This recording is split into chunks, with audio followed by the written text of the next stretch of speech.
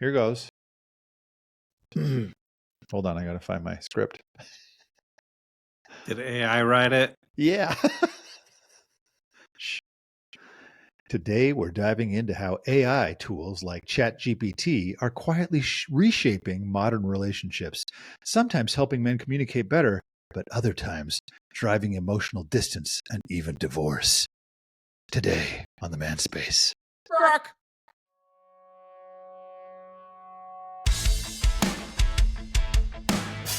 Welcome to the Manspace Podcast. We're your hosts, Doctors Matt Brown and Rob Porter, and clinical therapist Mike Porter.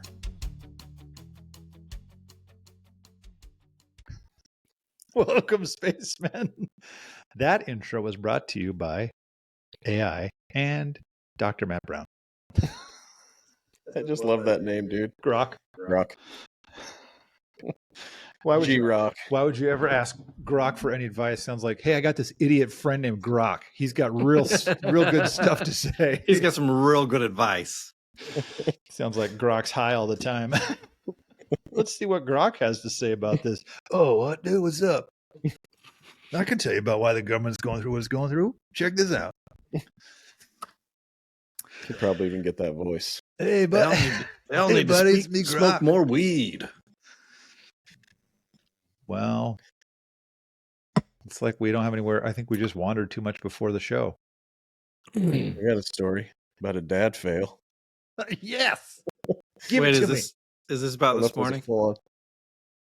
No. Oh, no, okay. That's I meant to ask about across the that. Pacifica woes.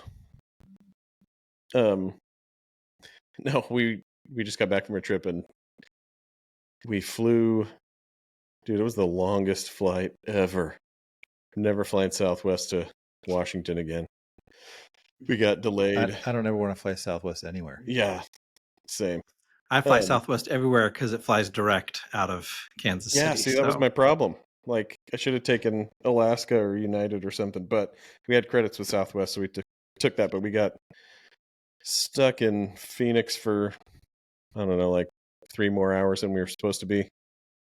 So we get to Seattle at like 3:30 in the morning, and we go outside.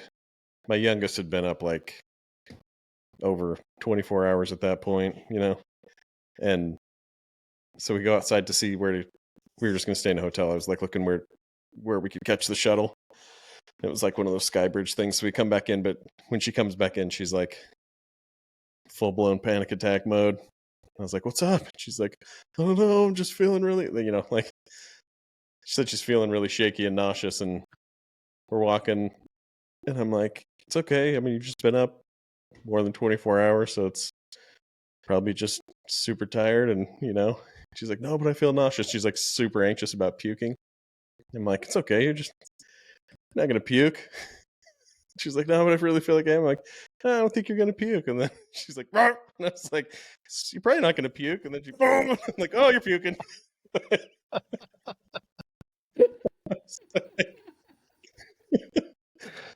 So I'm just like holding her hair back for her.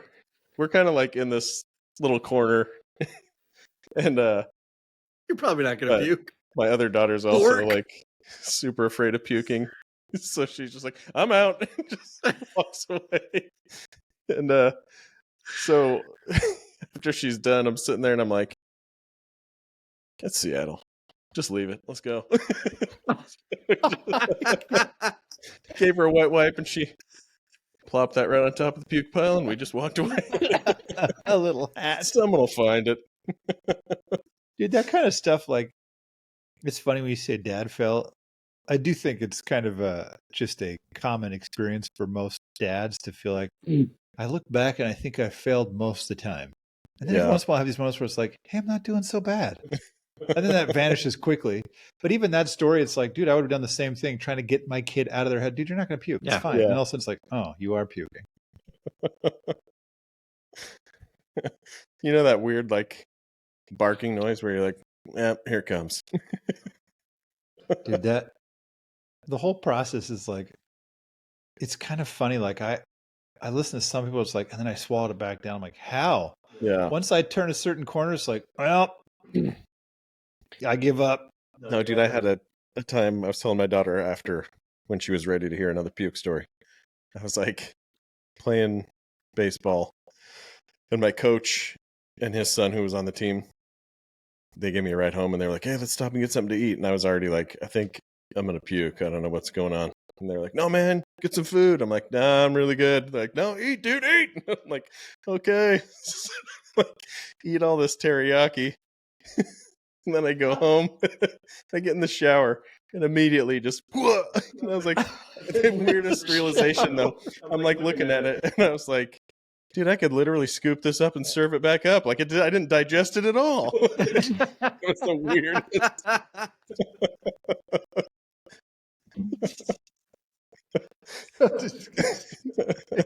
That's the kind of thing that's like, I never would have eaten teriyaki again. Yeah. It's like I told you in the Philippines when I ate balut, No. which I ate a bunch. I think it just tastes like a hard-boiled egg. But then one time I ate 2 one night, and then I got like food poisoning from either that or something else. I don't know, anything in the breathing the air in the Philippines. Yeah. And I was going at both ends, and I thought about balut while I was puking, and I was like, "Well, that's it for balut." I had that same thing. Somebody gave me. This was in Mexico. They gave me they were called croquis. They're like little fried meatballs, basically. Grockies. But hey, buddy, my fried meatballs. Yeah, I puked right in front of someone's house like multiple times, and then went home and I got like up to 105 fever. Oh, I was like delirious, dude. That. And now I'm like, no more croquis, man. Luckily, whatever. Yeah, balut. It's not like I'm buying that here. Yeah, but I remember I had something wrong with me in the Philippines when I was like, at some point I got some sickness. I was puking everything up. Mm-hmm. We were out in the middle, like a hurricane was actually coming through. We didn't know it though because it was the 90s and nobody. There was no warning system. There was 6 of us sitting on a bench waiting for a bus, and no buses were coming because there's a hurricane blowing through, and 2 of us were huge dudes. And this wind gust came by and just picked the bench up and tossed us all off. But I was also like projectile vomit puking during that. One of my friends was like, "Dude, I've never seen puke come that far out of somebody's face." He's like, "It catches the wind." And I was sick for like a few weeks, and like my mission president's wife was like, "Oh, you just miss home food," so she made me a bunch of American food, and I was like, "I can't eat this." Like I don't know what was wrong with me. I must have had some sort of like, I don't know, amoeba or something. Yeah. It was like, but it eventually went away. But a good puke story, it's the worst. That has nothing to do with it. That was good wandering though. Now we're getting into it. How do we pull it back to AI? You sound very quiet, Rob. Well, I don't know what to tell you. Oh, Matt that doesn't sound quiet. Well, Matt's further from his mic than I am. I'm just telling you. How about it almost sounded like you were getting picked up on Matt's mic more than you were yours. You're getting picked I was up. going to say, that is the weird thing, dude. I can't hear you. You can't hear me in there? I can hear you.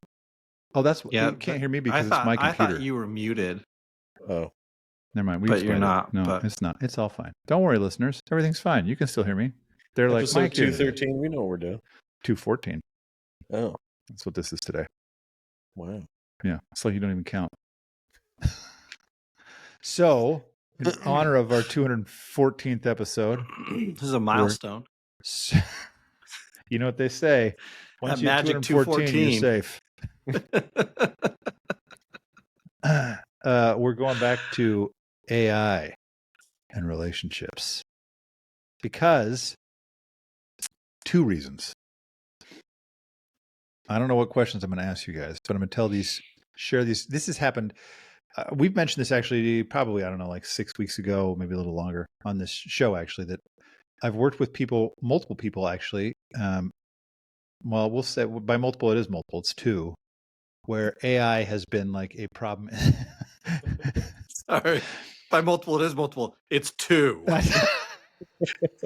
Well, I realize if you say multiple, it can sound like, how many have you worked with? It's like, well, 2. I mean, yeah, I was gonna say, it's not that it can. It does sound like I've seen this many times. Yeah, I know. I've seen it twice. It's kind of funny because I'm listening to Brandon Sanderson right now. I'm finishing the 5th book of The Way of Kings, the Stormlight archive, You They're all realize that super fantasy long. was a bad idea? No, it's good, dude. But anyway, he always says, he never says like dozens of bodies or dozens of hits. He'll say tens. He always says tens of hits. And it sounds so small. I'm like, so like 10 hits or what? I mean, obviously tens means it was at least 20. But I'm like, well, why not just say dozens? Well, I guess you'd have to have at least 48 for that. Or no, like, at least you'd have to have at least 25. Have to have at least 24. Yeah. I'm 25 for actually dozens. I don't know. Anyway. No, dozens. I know. That's more than one. Moving. See, you're back to your whole multiple. Like technically, you're right. Multiple is 2. I know, but it just sounds like you should go higher than that. You know. Well, that's like anytime they're like fewer than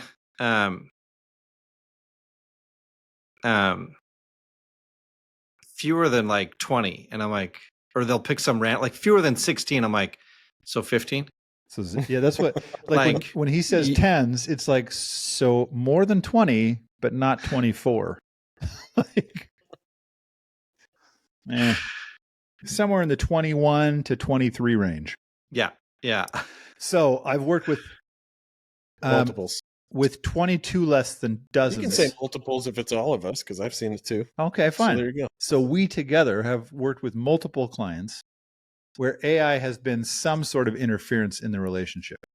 And actually I could say, then I really could say multiple, where people will say, have told me, AI tells me a lot of good stuff that helps me in between our sessions. Mm-hmm. That sometimes I feel like, okay, like one time they've said, it tells me stuff like you would tell me. One person did say, I tried to put into AI, this is how my therapist responds to me. So respond in like manner, which makes me feel a little nervous. Mostly nervous. It's like, well, if it's similar enough, then you're going to take what AI says like me, and I don't know what it's saying. Like, I don't want to be on the hook for that. But what I've seen actually is there has been, I work a lot with infidelity, and there's been infidelity in the relationship with AI. So someone is in a relationship with AI, even to like a point of sexual relationships. That one has been more specific to like specific types of software or games. I don't think you can get Chat GPT to do that with you. My guess is it would say no if you tried to engage in some sort of sexual activity with chat. I've never tried, and I'm not suggesting anybody go try. I remember that. I know they won't let you. News story. But the one about the kid who killed himself? No, there was a guy that was developed a relationship with.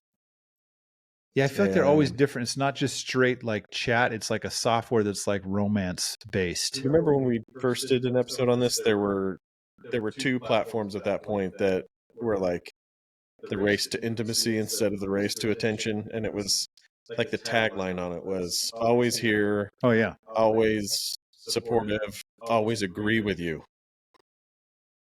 or never disagree or something. And it's like, yeah, that's right there. Well, and that's, I mean, we're doing this too because I read this article that was, and shared it with these guys. That was about, sorry, I'm laughing because Mike has to take a tax call. That's what he just texted. Oh, get those taxes down, buddy. So, but in this article, it was talking about how AI has ruined. Some people now are saying AI is the reason I got divorced. So this article, and Matt, you'll chime in because I feel like you always remember stuff like this better than me. Even the summary when you're reading it, I'm like, you'll probably remember better than I do. Count on it today, man. Matt hasn't had his ginkgo biloba this morning. Oh, my brain is off today. We're just gonna the rest of this session or the rest of this episode, we're just gonna talk about puking. Stay on track. So in this article, it talks about AI driving a wedge between people because like one partner or spouse will turn to AI to say, they'll describe sometimes in really like, I don't use Chat GPT this way. I think it would be better if I did, but in really great detail, they'll talk to it like they're talking to a friend. They'll just type everything. This is what my husband said, or my wife said this, and this. What should I do? Or what's going on? Or why is this happening? And then chat will be very affirming. I haven't seen it yet for me, even where it would say, like, if I say, hey, I'm working on something like this, it will be like, that's amazing. You know, it's like, okay, slow down, chat. But it's like, so I can't imagine it saying, well, and maybe it would, to say, consider what you might be doing here. I just don't anticipate, partly because in the body of research we have out in the internet, I feel like that's not the message that usually is sent. Just like the articles that are written about things. And it's usually like, this is how you deal with this kind of spouse, instead of saying, consider the fact that maybe you're not being the spouse you should be. Yeah. Which is a real lack in information, I think. So, but this article also talked about some specific things where, for example, there was, a husband and wife were in a fight. I think one was actually a wife in a fight. And while they're fighting, one spouse starts using Chat GPT. And I don't know if they're just letting chat hear the fight or if it's like listen to the other person talk. And then essentially Chat GPT responds and says it will diagnose and it will say, this is what you should say back. And it's all things that are like inflammatory, not enough information, or like, see, chat agrees with me, you're being narcissistic, or you're being, and so a long time ago when we did this originally, we was like, is AI going to ruin relationships? I don't know that I considered this element of it. Maybe we did. I looked at it like, is it going to interfere with our ability to connect in normal ways? Which I guess this is. I guess, I don't know, like, it's interesting. Being accused of abuse or manipulation after AI-assisted conversations. That's one of the summaries of this thing. And actually, I am going to be writing, I've started writing a blog, a kind of maybe we'll say a companion blog to this, because I don't know that chat is the only culprit of this. Like this idea of being accused of abuse or manipulation after an AI-assisted conversation. I actually think this happens a ton with therapists. Yeah, because I think there's probably some of those articles started with helping people who are in relationships that are abusive. Yeah. And so their mind is working a certain way where they don't even recognize the abuse. But I think so much has been written about that subset, or to that subset of the population, that like there's a larger percentage of the population now saying, like, using that in a way where it's like, this is happening to me too. But it's like, if you're, I don't know, like if you're aware enough to think that way about things and you're like kind of have a bent in your thinking, like, you're doing me wrong. I feel resentful, right? Like that's easy to turn into the same type of narrative when it's a very different situation you're in. You're not in one where somebody has like systematically programmed you to think a certain way and you have to be like helped out of a minimization pattern. It's like, no, you're already looking for every evidence you can to support this idea that this person's being abusive. Like you came up with that idea and then looked for support versus like, I had no idea that was happening to me. And then, somebody had to like really open my eyes to it. Yeah, that's because I worked with somebody.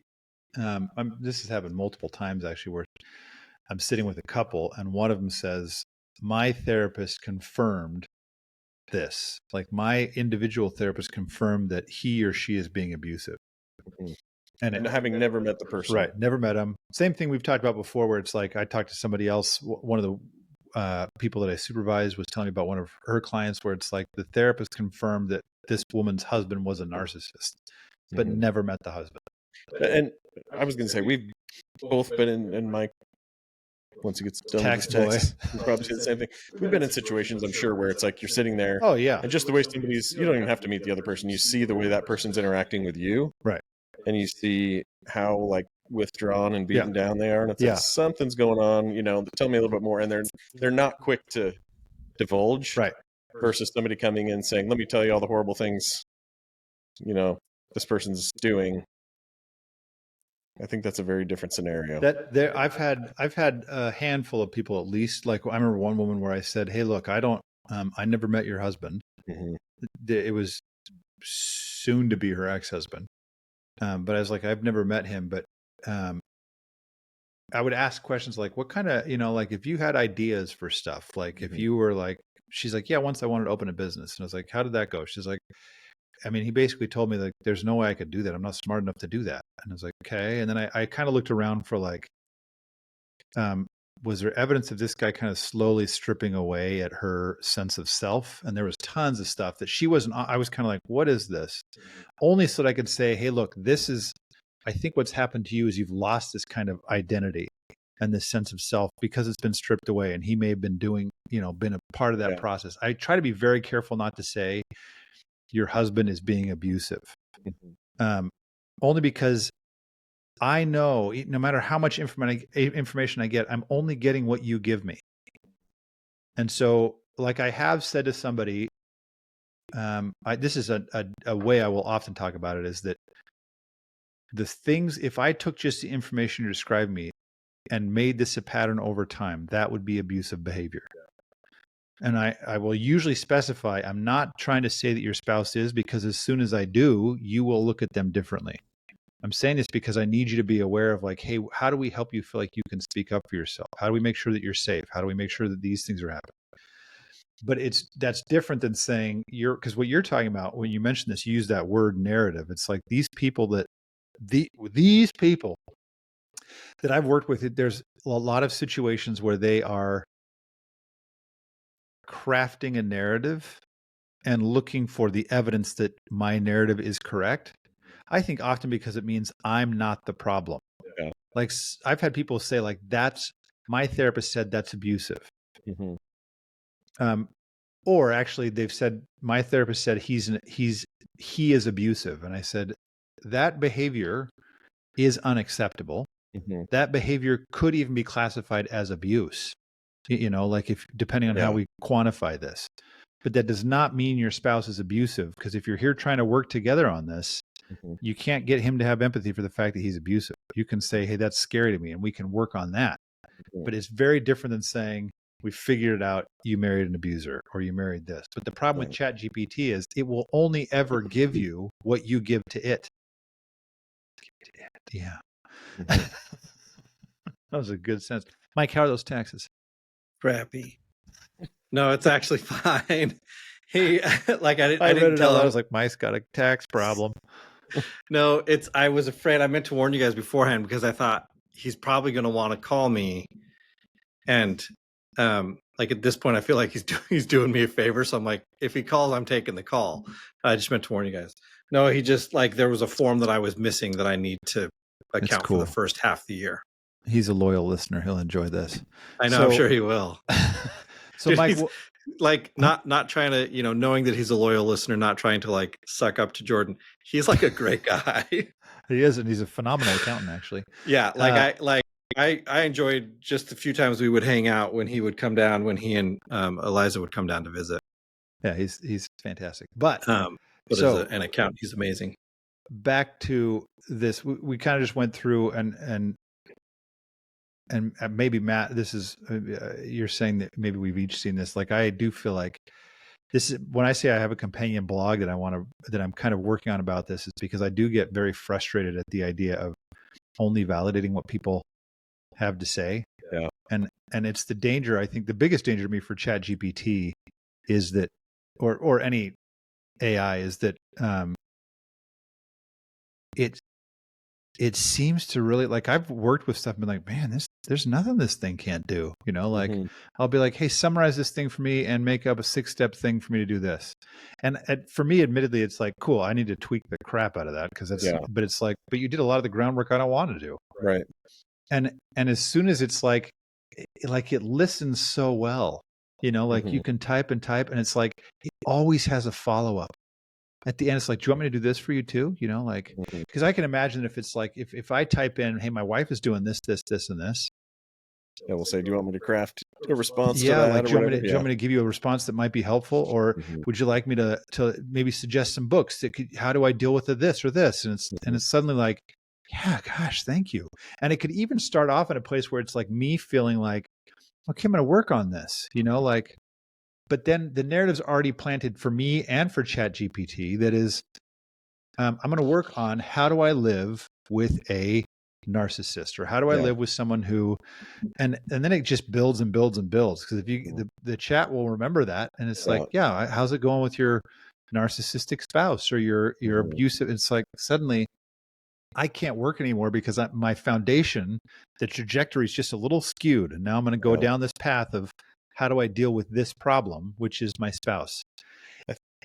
No, I think that when you're, because you've used it for projects and things, and because it asks you that question, I have found that it can give you the illusion, in that case, of productivity. And then all you're doing is drowning in content and information, and you're nowhere closer to where you were trying to get. And I think in marriage too, like, I hate this term. It's one of those psychobabble Gottman terms, but like the negative sentiment override. I'm like, if you go to ChatGPT or a friend, invested in validating a feeling you have about your relationship, then that's the loop you get stuck in, is retain that emotion, which is totally not conducive to connection with your partner. And so a narrative that just keeps you like in this validation loop of retaining that emotional state toward your partner, of course, is going to lead to more and more distance and all of these things. But I think that's always like I'll have couples oftentimes just pause when they're in kind of a loop like this and just like look at each other awkwardly and breathe for a second. And then I'll just ask them, like, just honestly, I'm not asking this to lead you anywhere, but like, look at the person sitting next to you, and I want to know what you actually believe. Do you think they're out to screw you over? And it's always no. Every time I've asked that question like that, like, are they trying to get you? That's from that point, right? But ChatGPT is probably just mounting more and more, like you said, to that narrative. That again, if you really think about it, it's like, so this person or chatbot that is interested in my well-being is literally asking me to retain an emotion that I don't want to have. Indefinitely. Like, what end? Well, and it's interesting, and this is going to sound a little bit like anti-capitalist Rob, but I think, I don't know if it was in this article or in other ones that I've read, that say that these AI systems, they have an active interest, like they have an active interest in you coming back to this thing over and over and over again. So it's not going to, it can't give you unbiased feedback. And people actually, this is true for some therapists. I hope it's not. I mean, in theory, I should hope to never see you again as a client, because it means I did my job well enough with you that you don't ever need to come back. But there are plenty of people where it's like, it's a nice safety net to know I've got clients who are always coming back. They'll always need me. It's a safety net financially. It's a safety net emotionally. It makes me feel like I'm doing my job. Instead of saying, hey, if you don't need me, don't come back. Like, go to somebody who's better fit, or go, or be finished, or whatever. But AI does have, it's not some altruistic being out there that's like, I just want to help. That's all I'm concerned with. It's like, no, it wants you to keep coming back. It suggests things to me all the time on my projects. This is the content overload. It's like, I didn't even think about that. Sure, do that. Now, admittedly, I'm such a lazy reader that I'm like, I'm not reading all that. I'll come back and look at it if I feel like I need it. Like, and honestly, I had to print out some things for me about summarize this book and to make it into bullet points that I can do this and this with. And it's like 7 pages of stuff that I'm like, that's stupid. Like, there's like, but you did the legwork I needed. But I know what I'm using it for. But that's where I think what's tricky in this is that I don't know either that we know what we're using AI for. Sometimes are we using it for validation, or are we using it to kind of like, hey, check me on this? Because you should be asking, where am I going wrong? Or different, but it's like this. It's the exact same thing. If a couple comes to a therapist and asks those types of questions, I think what makes couples and family therapy so distinct is that my relationship, or my client, is your relationship, right? And yes, I have to side with you sometimes to build relationship. To let you know that I really get what you're saying, right? But then my role becomes facilitating a better relationship between the two of you. And I think anybody, like, to say that AI ended my marriage, right? Yeah. Again, it's another like deflection of responsibility and accountability, right? It's like, if I am having a problem in my relationship and I'm going to a third party to further strengthen my position against my partner, that's just like classic triangulation, no matter who you involve. So it's like AI is really good at it and always available and free and all that stuff. But it's the same pattern of going to an individual therapist and saying, help me work on my relationship, and let me tell you how it's not my fault and it's the other person's issue, right? Yeah. Versus a couples therapist who's going to sit there with both of you and say, hold on, I'm seeing what's going on here. And sometimes, like you're saying, sometimes saying, yeah, you're way off, right? And I don't think that the other person is playing into this part of it, right? But yeah, you can't, even like, it'd be interesting, like have a couple, hey, listen to this fight that we have. Yeah. And then tell us what's going on, right? It makes me wonder if I went in there and just kind of made up a scenario. I kind of want to do this now. Like, what if I just go in and make up a scenario and then say, tell me what I'm doing wrong here. Yeah. Just to see if it would say, well, here's some things you could work on. Would it also say, but keep in mind that maybe your spouse is, and then start to plant seeds there? I'm curious now. I don't know. I've never tried it, but I think that's go ahead, Mike. Well, I was going to say, like, if you're working with an individual, do you not say that? Not say what? Oh, for sure. Yeah, I like, do. Like when I'm working with an individual, like, yeah, I'm going to point out the things that I'm seeing that they're like, hey, you need to look at this and this differently. But I will say, it's also possible your spouse is doing this. But yeah, and often I will try to discount the one that to me feels like that they're going to latch onto. Well, my spouse is doing it because, and I'll usually try to like discount or like, yeah, it could be, but it's probably more likely that he's doing this. Yeah, that responding to his own anxieties or whatever. Yeah, I was going to say, I almost never do. I mean, what I will do sometimes is say, Kate, it sounds like your spouse might be doing this, this, and this. Yeah. And I go back to like, so that's going to make you feel like this, which is partly why you're going to be doing the things you're doing, because you feel inadequate or this or this. Yeah. But your spouse is probably only doing that because, and then I'll say something like they're scared or they're this. And usually the person I'm working with will be like, yeah, they've told me that before. I'm like, yeah, they're trying to communicate it to you. It's just not coming out. And unfortunately, I do think tons of therapists, like I had somebody the other day who was bringing up a topic and I asked, like, what do you want to get from this? And it's funny how often people don't know why they're bringing it up. Is it like, and there's a lot of people where it's like, I just want you to tell me that I'm right. And it's like, I mean, I can, but that doesn't solve your problem. Yeah. You're just going to feel better after an hour, I guess, and feel justified, but you're still going to have this problem. Mm-hmm. And I don't work that way. I feel like, no, my job is to tell you, you're being dumb. Stop being dumb. Mm-hmm. Like I worked with somebody this morning, believe it or not, who I think she was a little mad at me because I said, you know, she talks so long about this relationship. And I said, at the end, I was like, where'd you go off to begin with? She's like, what do you mean? I said, why'd you have this expectation? And she was not happy. I was like, what are you doing? But so like, I want to go back, Matt, and I got to see if I can pull back in my head, but that idea of what you're bringing up of like this article is interesting because it's saying these people are saying AI ruined my relationship, which is the same thing. They're just using AI in a negative way of saying it's your fault. Was their best friend. Yeah. Right. And so it's like, well, hold on a second. All right. Your relationship was off for this other person to be going and using AI the whole time anyway. Wait, so this is somebody on the receiving end saying AI got involved with my partner. Yeah. And then ruined it. Right. Okay. Instead of saying, I thought it was the person that was using it then saying like, but it's the same thing. Both people are just shifting responsibility to say, this isn't me. It wasn't my fault the marriage ended. It was AI.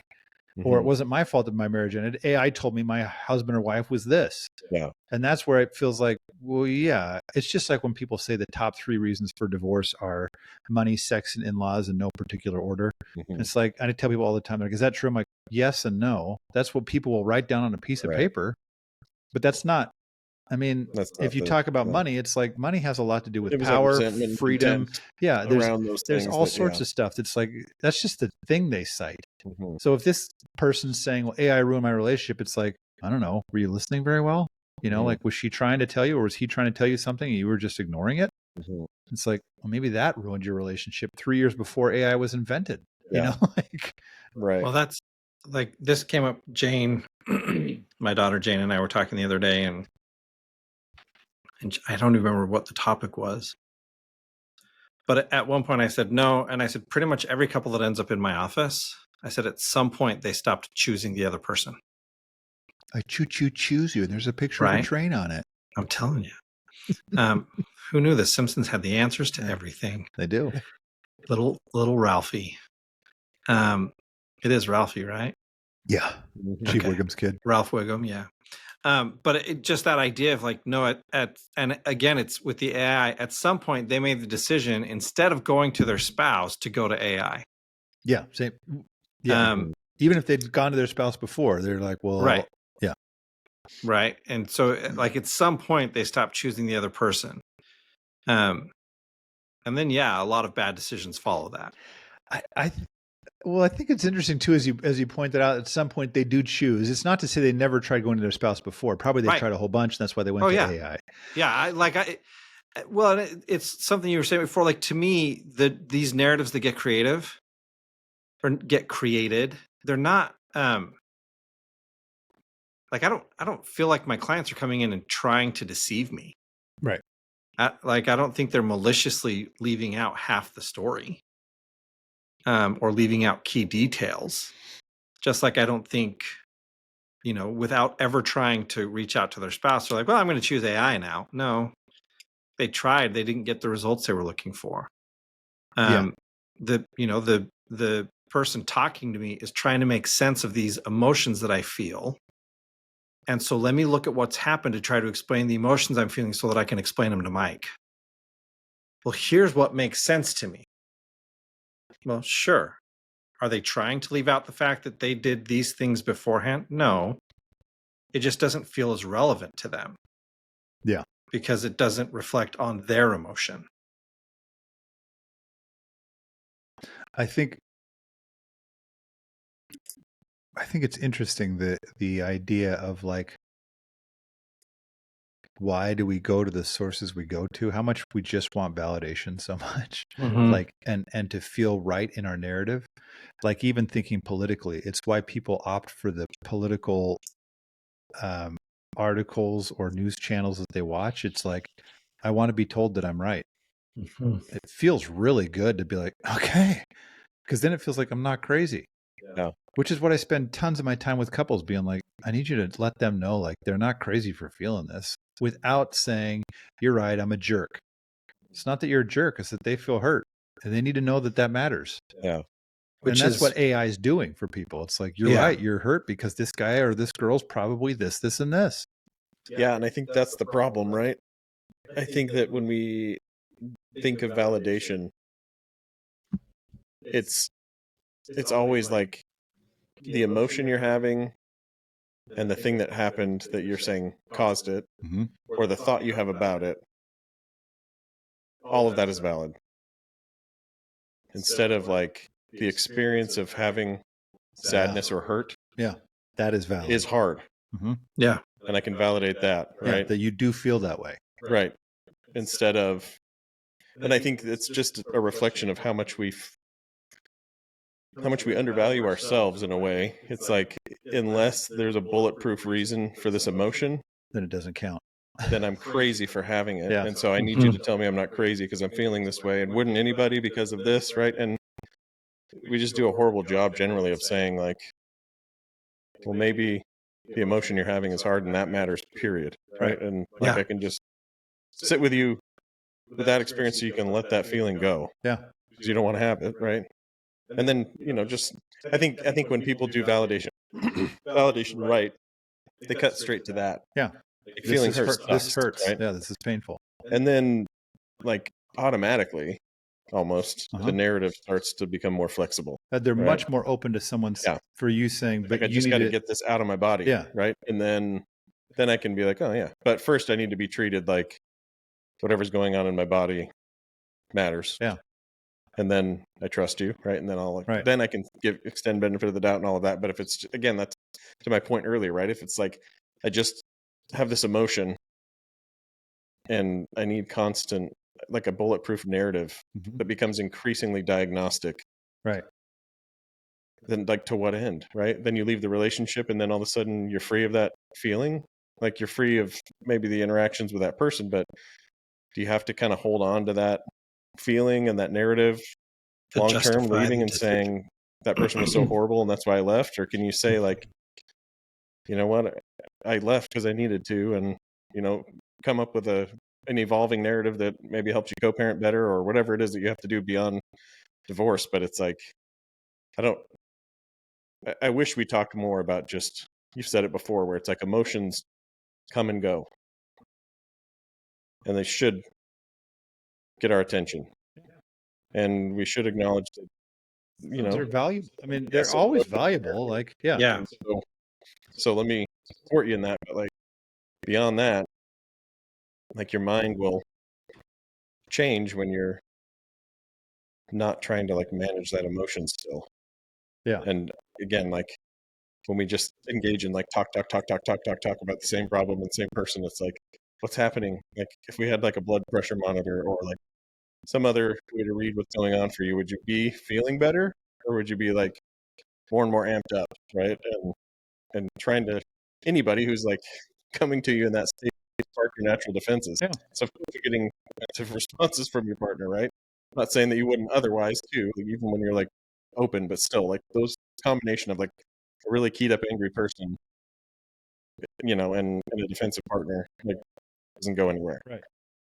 Well, and not to mention, it's kind of interesting because when I work with, there's my hand. I worked a bunch with this idea of like, how do I get this partner to validate the feeling, even if I have to get you to listen differently, like knowing that like, look, she's trying to tell you she's hurt, but she's telling you you're a jerk. Listen for what she's feeling, not what she's saying. we'll work on the what she's saying part. And I have tons of clients where I will say, like, I know you're trying to tell them that you're hurting, but all you said was, you did this, and this. And somewhere buried in there was the hurt part, and they can't have empathy for it. And trying to get them to look at that. That's what's interesting to me about Chat GPT or AI is when you go type in like your part of this conversation, you're going to calmly, clearly say, I was feeling hurt, and I told them, and they came back with, and it's like, this is the thing we've talked about before, where it's like you listen to, if someone's saying their side of the story, it's like, I was like, da da da, and they were like, and then you get the exact same story from the other person, and it's reversed. I had a supervisor once who, like, we were talking about a couple, and this is back when I was under supervision, so I was still recording some sessions as part of, I was an intern still, and we were watching a particular recording. She was watching the dynamic, and she goes, do they know they do that? And I said, I don't think they do. And she goes, you've tried to tell them about the way that they kind of attack and aren't listening to each other. I said, I've tried. And she goes, I think you need to play back a recording for them. Yeah. And she goes, just let them see what they're doing, because I guarantee they don't know. And I thought, right, because in that moment, we're feeling all of these different things. But when we come back to it later, no, I was, like that was the big argument. I didn't say it like that. And it's like, yeah, you did, but it sounds different to me. Like I have that conversation with clients all the time. Like, what sounds angry to you doesn't sound angry to that guy. Like you may not have felt angry, but they sure felt like you were angry. Yeah.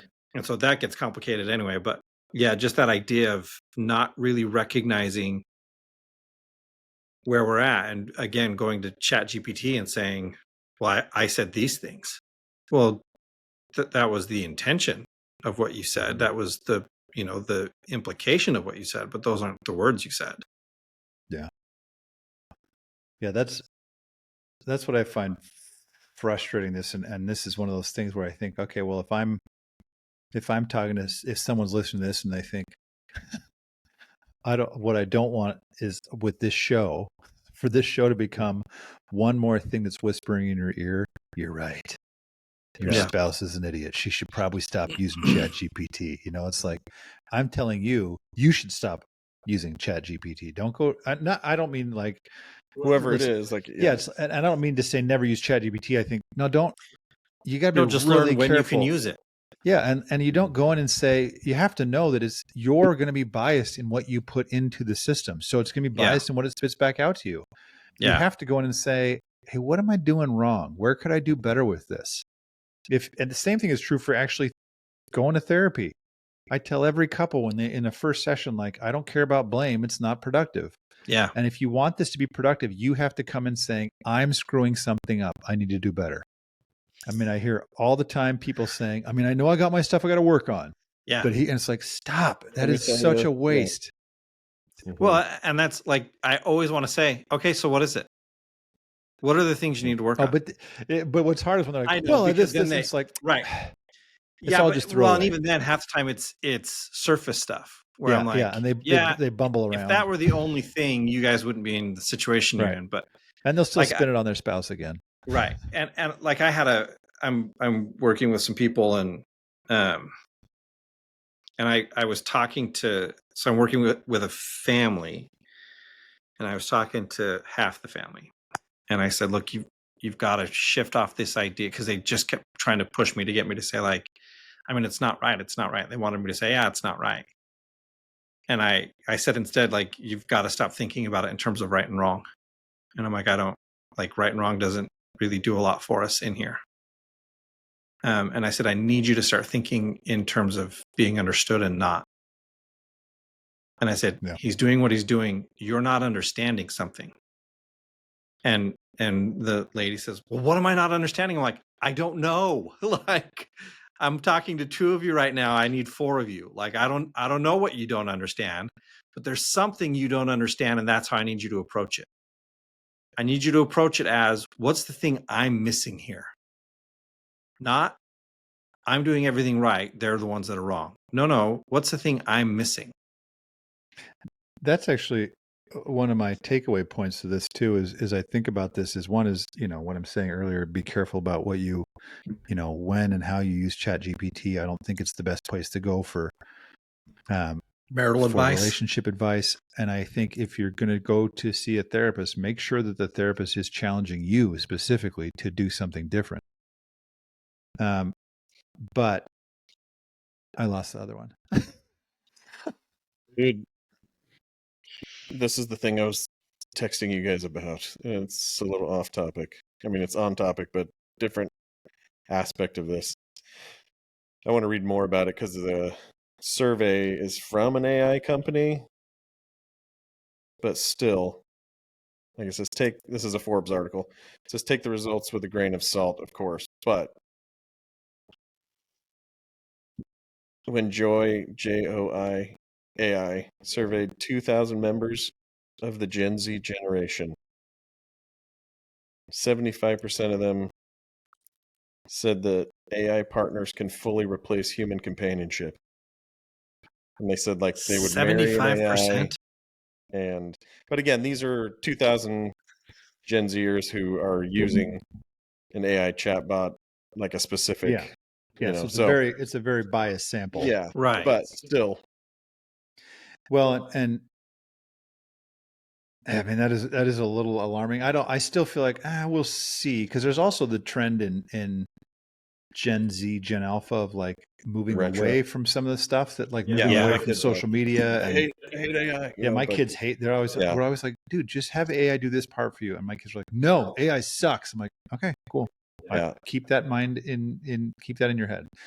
Here's the second point that I was just thinking of in this is my other takeaway is, like, if your spouse is going to you and saying, AI told me this, one question you can ask yourself and even ask your spouse is saying, hey, if you're going to AI for this, I must be missing something. Like, how do I become your AI? Like, how do I become the person that's like, help me not hearing? Yeah, help me understand you differently. It takes a lot of humility and patience in that to say, and it does, what we said many times on the show, like, you will probably have to listen to what a jerk you are. That's not what you're listening for. You're listening for, why has this been painful for you? Or what is your pain like is a better way, like, tell me what your pain is like. Let me lift some of it for you. Not lift that I'm a jerk. Because probably in most relational dynamics, you've been a jerk because he's been a jerk and she's been a jerk. And it goes on that feedback loop. So it's not looking for who's wrong.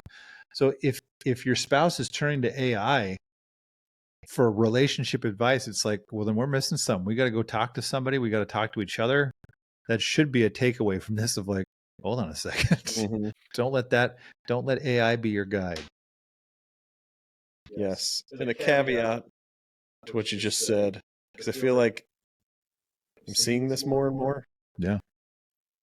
I don't think it's like widespread necessarily, but I do think there's something to be said for continually like laying yourself on the altar to somebody who is really hell-bent on maintaining a negative perception of you. Yeah.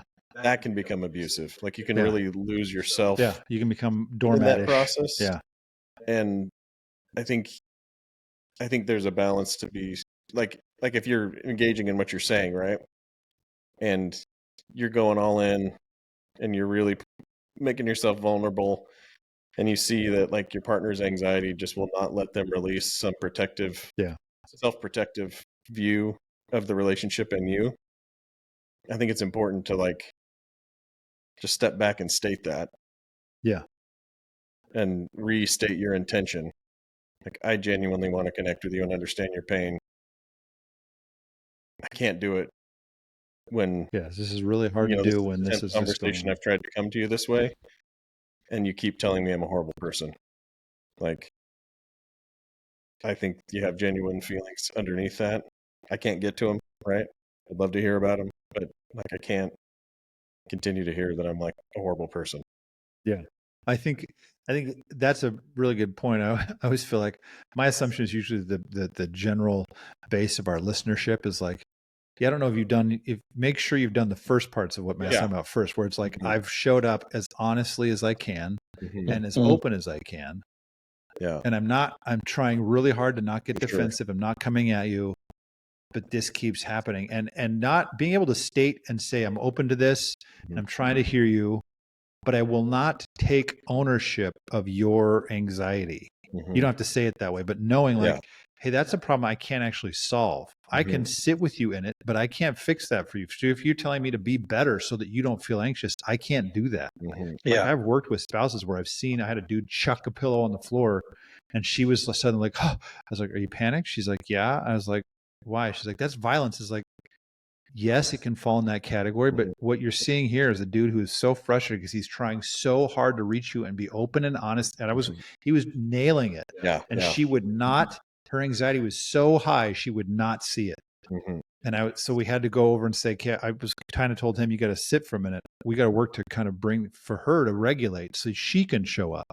So it's a good point. I just want to make sure that everyone's doing, it's like, it's a lot of work to do. Right. No, it is. And I think generally we don't know how to do that well. Yeah. But like you're saying, I've been in sessions like that where it's I don't know what else this person can do to show you that they're open. And I don't feel right about asking them to keep doing that when you're like persisting in that view. I've had some recently where I was like, I'm going to lose this couple because she doesn't like what I'm saying, but he is showing up the way I need him to show up and she will not accept it. And so it's like, well, I'm going to lose. She doesn't like it enough. She's getting frustrated enough. It's like, okay. And I it's almost like I want to make eye contact with him and say, sorry, guy, she doesn't want anything different than me saying you're the worst thing ever. And you need to fall on the altar so much that you lose yourself. And I'm not willing to do that with you. So I wish I could communicate all that with my eyeballs. So Mike, I don't want to put you on the spot, but I'm going to, because you owe us a book topic. Something about tax reform? Did you not pick a book? Taxes for Dummies. No, I've been I've been looking a bunch because like I mentioned to you guys earlier, my depression's been a little bit off lately. Should we pick one for you right now? No, I got it. Oh, okay. So I've been looking for, I mean, it's whatever. It's fine. It'll be good. But I've been trying, like I wanted like a novel, something that was like a hope-filled book, and couldn't find any. So, but you picked Bagger Vance. No, I do love that book. Okay. I don't. It's just not. Just do it, man.